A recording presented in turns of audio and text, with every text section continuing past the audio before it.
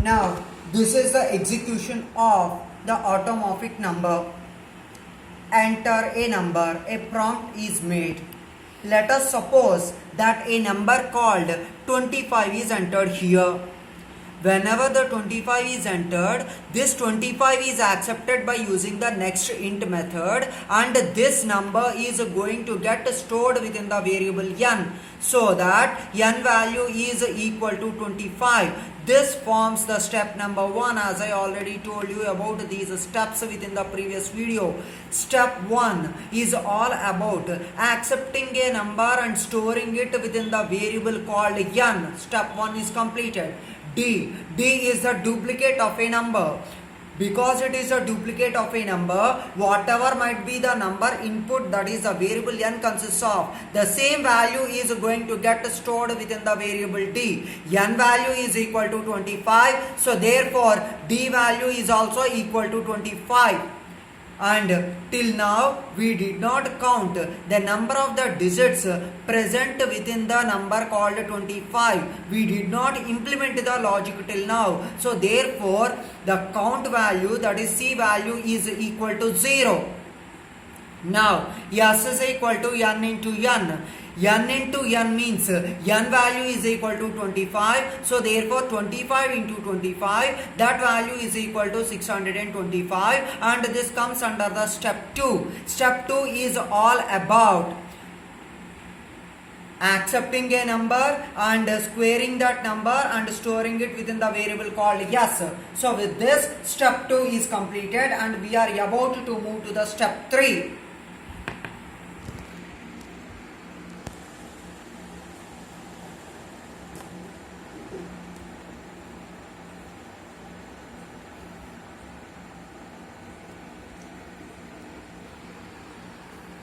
In step 3, we are supposed to count the number of the digits of a given number. The given number input is 25.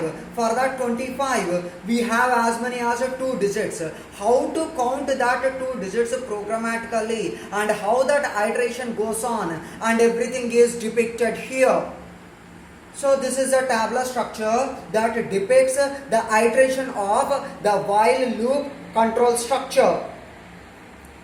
Iterations talks about the repetition, whether it repeated for the first time, or whether it got repeated for the second time, or whether it got repeated for the third time or fourth time is depicted here. This is all about the iteration. Condition is all about the condition which is written within the while loop. As I already depicted within the previous video, saying that the condition is d not equals to 0. D not equals to 0 because I don't want to disturb the value called n. If I use the n here, the n value will become 0 at last. But I don't want my variable n to lose its value, or else I don't want that n to drop from 25 to 0. So that is why I am using the duplicate variable d. D also consists of 25, n also consists of 25. So d not equals to 0. Status is all about whether the condition is true or not. If the condition is true, then the control will be able to enter the loop, and the loop is going to get processed, and the set of the statements which are present within the loop are going to get executed. And if the condition is false, then the loop is going to get terminated. C is equal to C plus 1. For each and every digit that you come across within the number, you are going to increment the count value. D is equal to d by 10. For each and every digit that you come across within the number, the d value is going to get diminished by 10. This is all about the tabular structure and the various kinds of the columns and their description. Now let us move to the execution of the while loop control structure. Iteration number 1. D not equals to 0 is the condition. D value is equal to 25. So therefore 25 not equals to 0. 25 not equals to 0 is true. Because it is true, it will be able to enter. I mean to say that control will be able to enter the while loop, and within the while loop we already noticed that C value is initially 0. So C value is equal to C plus 1. 0 plus 1, it is equal to 1. Next, d is equal to d by 10. D value, original value is 25. 25 by 10, it is equal to 2. Now, with this, the first iteration got completed successfully, and now it is about to perform the second iteration. Let us see how the second iteration is going to look like. Iteration number 2. Within the iteration number 2, the condition is again checked, that is d not equals to 0. But we already know that d value had dropped down from 25 to 2. At present the d value is 2. So therefore 2 not equals to 0. That condition is true. So because the condition is true, it will be able to enter the loop. Within the loop, c is equal to 1 plus 1, it is equal to 2. And after incrementing the count value, d value is going to get diminished. So d value is equal to 2 by 10. 2 by 10 value is equal to 0. Now second iteration is also completed. Now let us go for the third iteration. Within the third iteration, again the condition is checked, but we already know that d value is equal to 0. 0 not equals to 0 means the condition is false. Because the condition is false, the loop is going to get terminated.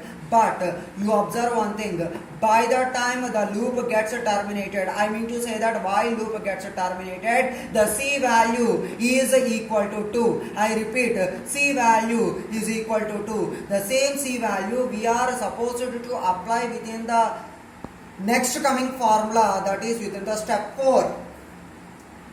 So here within the step 4, we are supposed to implement the statement called m is equal to s modulo int of math dot pow of 10 c. The essence of this is already explained in the previous video while explaining about the program. So here s value is equal to 625 modulo int is none other than explicit type conversion math.pow of, this is a mathematical function, 10 comma 2, c value is 2, 10 comma 2. Now 625 modulo int of 100.0d. D is written purposefully. Why means math.pow of 10 comma 2 returns a double value. 100.0 D means D stands for the double value. In order to signify that 100.0 is a double value, D is purposefully written here. So that 625 modulo int of 100.0d, this double value is going to get converted explicitly into the integer type, because here it is already mentioned that it has to be converted into the integer type. So therefore it is equal to 625 modulo 100, that means this value is equal to 25. Now, which value is equal to 25? Means m value is equal to 25. And we already know that n value is equal to 25 because we entered the number called 25. So therefore, n value is equal to 25. Similarly, m value is also equal to 25. Both those values are equal. Because both those values are equal, the given number, that means the input number, that means the number called as a 25 is an automorphic number. Is an automorphic number. Till now we had seen an example of a number which falls under the automorphic number category. Let us perform the execution for a number which does not fall under the automorphic number category.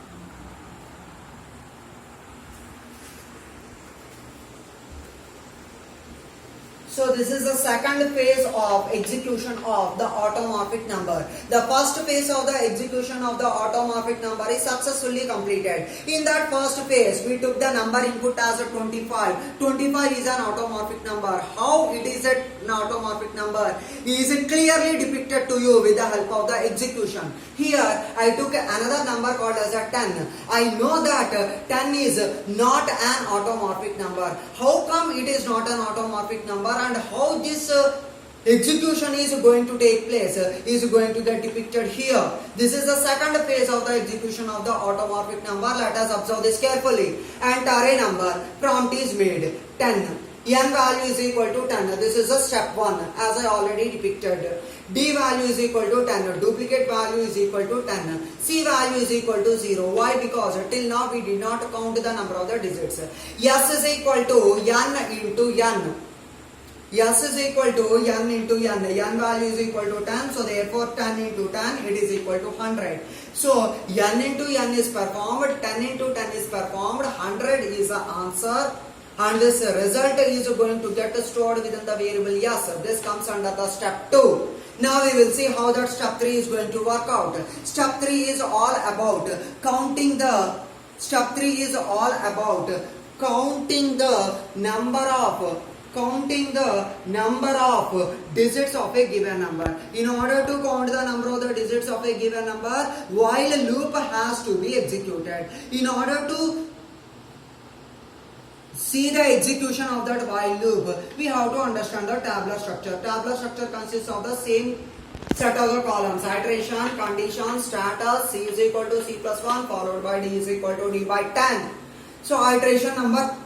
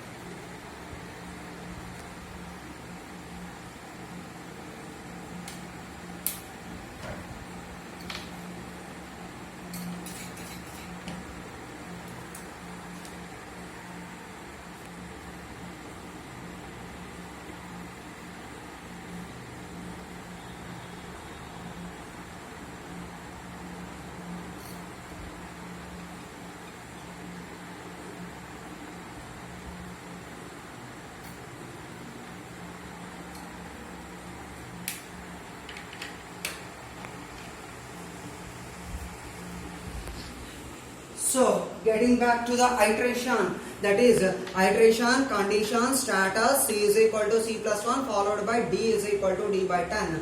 First iteration number 1, condition is D not equals to 0. D value is equal to 10, so therefore 10 not equals to 0. Thus, condition is true, it will enter the loop. C is equal to 0 plus 1, it is equal to 1. D is equal to 10 by 10, it is equal to 1. This is because this 10 is our number and by 10 is this 10 is by 10. 10 by 10 it is equal to 1. Now iteration number 2, 1 not equals to 0. D value is equal to 1. D value is equal to 1. So therefore 1 not equals to 0. This condition is true. So therefore C is equal to 1 plus 1. It is equal to 2. D is equal to 1 by 10. 1 by 10 value is equal to 0. So D value is equal to 0. Within the third iteration, it is going to be as follows. 0 not equals to 0. The condition is false. Because the condition is false, the loop is going to get terminated. The loop is going to get terminated. By the time the loop gets terminated, the C value is going to be 2.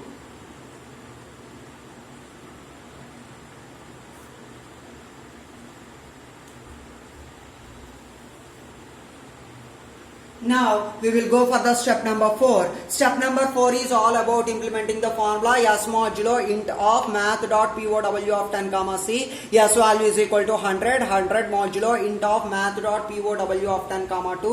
100 modulo int of 10 square is 100. 100.0D. 100 modulo 100. It is here you are supposed to observe that it is not 100 by 100 but it is 100 modulo 100. Because it is 100 modulo 100, it is going to return the value called as a 0. Now this is all about the step number 4. Coming to the step number 5, n value is equal to 10 and similarly m value is equal to 0. n value is equal to 10 and m value is equal to 0, both of them are not equal. Because those are not equal, n value is equal to 10 is not an automorphic number.